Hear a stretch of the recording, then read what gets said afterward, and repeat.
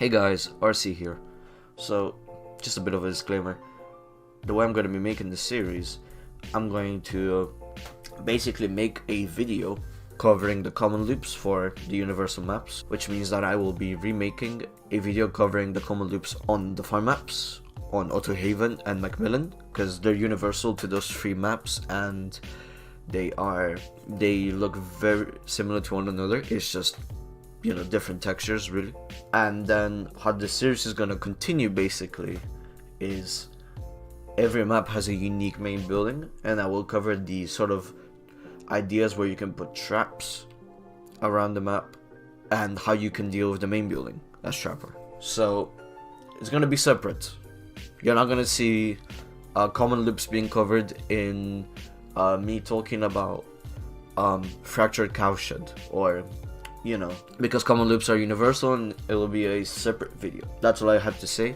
Enjoy the rest of the video. So in terms of the groaning storehouse, what I would suggest you do as Trapper, you've got the very obvious spots, which are the window over here, which can be a bit of a pain.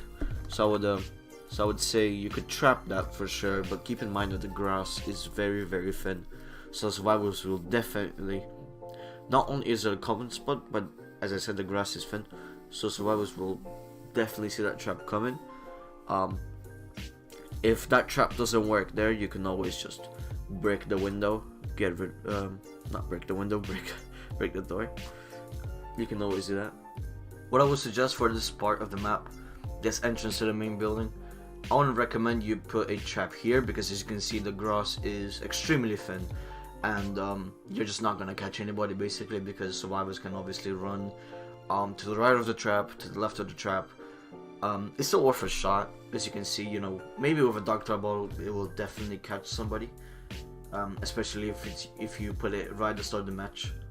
It might definitely catch someone, but that trap is very old school. It used to work on the old grass because it was really good, but nowadays I wouldn't recommend it as much. It's an idea though, you know, it's like a last resort trap. This trap also works at the window here, because survivors will try and possibly vault through. The thing about Trapper is these traps won't work on their own. You will have to push survivors into said traps. So what I would do is, if I had this door broken over here, I would try and move the survivor and forcing them to chase around the main building, maybe get a hit, and then they'll see the window, they'll be like, okay, time to vault over. Bam, right into the trap. Be careful not to place it too close to the window, because otherwise they'll just vault right over it. Another trap spot would be at some choke points that I can assure work. Like for instance, this one over here, which I display in the video. And sadly, there's no illegal traps on this map. There really just isn't. We've already covered like the common loops, and the common loops are universal for the MacMillan, Azarov, and the farm maps. But the main building, which is unique to Groaning Storehouse, simply just doesn't have like absolutely anything unique where you could put a trap and hide it underneath the textures. There's no illegal trap in this main building, sadly. And another thing I wanted to talk about the Groaning Storehouse is that it's quite a small map, and survivors on these new like graphics, you can see they can spot you from very far, and as Trapper that is crucial. You do not want to get spotted placing your traps as much, because then survivors will know where to go. They will know where to disarm where to disarm your traps. So you gotta keep in mind that it being a small map, place your traps carefully and try not to be seen. And I recommend using whispers, because it's a really good perk to let you know if survivors are nearby and maybe they're looking at you. And that's kind of like the issue with these new graphics. It's quite disappointing how far you can see the killer from, because the map is much more brighter, and especially in those settings, and it doesn't have that like blue-ish tint that it used to have. So it's just incredibly bad, and the killer can be spotted from far away, especially if it's like a setup killer like a Ghostface or a Trapper or a Hag. You'll be able to spot them and they won't be able to do anything about it. So I have found another scheme. This is for Suffocation Pit, and I will showcase some traps here that they're really good, first of all, and second, they can be some of these traps can be hidden.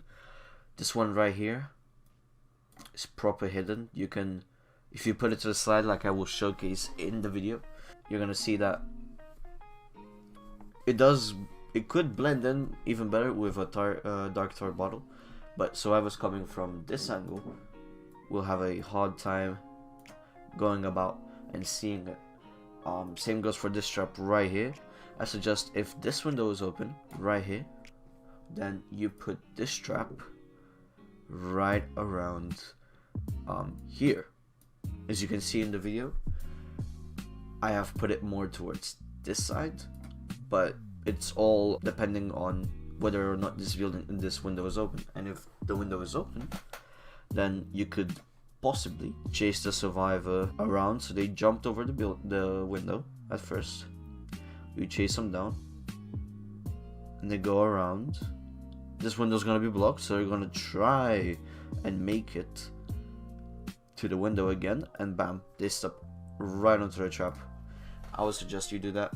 If this window is open, however, let's clear our screen a bit. If this window is open, then they will most likely try and go around the middle, or possibly go for this window right here. So I would trap more so on the right side. And again, they won't be able to see it because it's a bit of an illegal trap. Half of it is covered. I suggest you look for all patches of grass. So I would put this would be like a good choke point. It depends. This might not be there might not be actually like a loop here. You know, this scheme does not show suffocation pit right now. This is an older version of it, and I will show some choke point traps on the actual video. You could always put a trap at this window too if you wish to. If it's open, definitely I recommend, but bear in mind the grass is thin as always, and it's a common spot, so survivors will be on the lookout for a trap like that. Or maybe you can catch them more by surprise. Maybe put them on these angles, right here. And that's what I mean. You gotta I'm giving out ideas as of now and strategies. You just have to, as a player, implement them and take initiative, because not every spot will work. I'm giving out everything that I could think that could work, but it might not work under certain situations or certain survivors. You know, they might, you know, you might verse an SWF that are completely on your ass and they know what to do, and they'll just disarm absolutely every trap. So you have to change up your game. And you know, don't be afraid to put traps on pallets, especially if it's a really strong loop like we see over here on this graph. Don't be afraid to put traps there, even if you just have to reset them because they keep triggering the traps by disarming them. They're just nice to have there as a warning that survivors shouldn't go for that loop, as you can simply reset and they won't be able to do anything about it. Another thing I wanted to talk about is the middle section of this map, since it's quite packed heavy with loops, LT walls, all kinds of like good stuff. The trap I just placed back there is quite good. I would suggest you put it as like, you know, survivors will constantly pass through around that main like unique location specifically. They will definitely go through, maybe hug the wall, maybe there's a totem there, and they'll just step into it. So this is why I mean, as you can see here in the footage, you know, don't be afraid to switch up your traps because there's an absolute amount of loops. Don't put a trap at every loop, I would say. Put traps at the loops that you think survivors will run the most in the middle section, because there's a bunch of everything. And then on this side of the map, of course, you have shack, and you have a bunch of common loops that we see everywhere. So yeah, generally speaking, just put your traps where you think they're gonna be worth it around the middle section, but don't trap absolutely everything. On this map also, it's very easy to free gen, and I would suggest, if you are losing hope during a match, you could try to go for a free gen and just trap the remaining free generators, or trap one side of the map and constantly force survivors to get pushed into that area where they have to do the remaining gens, and then you pretty much win. So yeah, that's just kind of a side note what I wanted to talk about on this map. So for Shelter Woods, there's no real strategy, but what I would keep in mind is that there's a lot of loops in Shelter Woods, and there's a lot of choke point traps, like I'm displaying in the video. So keep in mind how you're going to use your traps on this map, because it's quite difficult, and even if it's a small map, there's a lot of loops that need your attention, and survivors have access to almost every single one of them. They're all very safe, and you have to end chase as quickly as killers, so keep in mind how you're going to use those traps and where you're going to place them exactly. Here I'm showing you a little trick that you can do. If you place a trap and vault as you swerve to the right, like I will showcase in slow motion so you can see better, you can actually fake it. Fake that you put a trap. If a survivor is outside, they'll be like, oh, he hasn't put a trap at all, he just vaulted over the window, right? Otherwise he would have got trapped. So it's a real nice trick that you can do with Trapper at Shack, and honestly at any window really. Thank you guys for watching.